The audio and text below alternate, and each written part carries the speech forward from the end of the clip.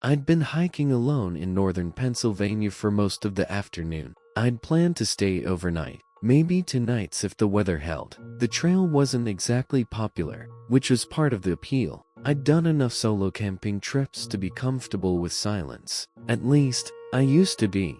It started when I found the cabin. It wasn't marked on any of my maps, just this small, gray structure sitting about 50 yards off the trail. The roof sagged, and one of the windows was broken, but the door was shut. Curious, I walked up to it, thinking maybe it was an old park outpost or hunter's shelter.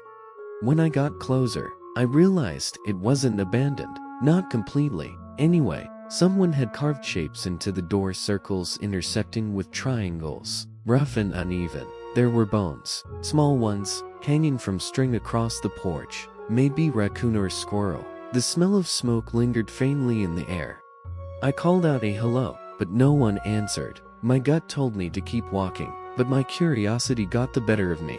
I pushed the door open. It creaked like it hadn't been moved in years. Inside, it was dim but warm, like someone had been there recently. There were 2 chairs, a cot with a blanket, and a single lantern still burning low. Whoever was staying here couldn't have been gone long.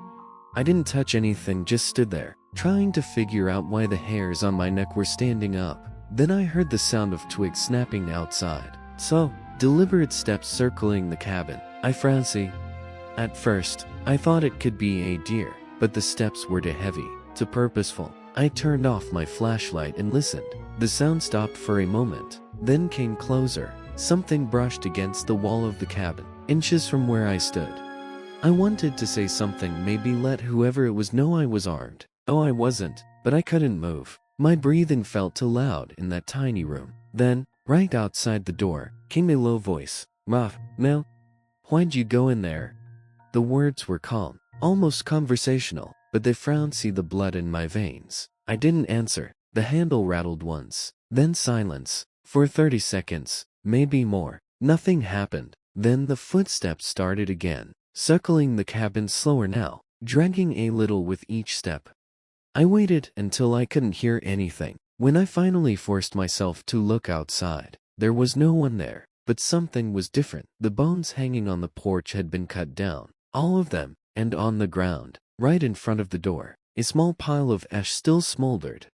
I didn't even pack up my gear. I just left. I walked straight down that trail for hours, until I reached my car. Before I drove off, I glanced back down the dirt road. There was someone standing just inside the tree line, watching. I don't hike alone anymore, and when I think about that voice, sometimes I realize something that keeps me up at night. I never saw any other footprints in the mud outside that cabin, just mine.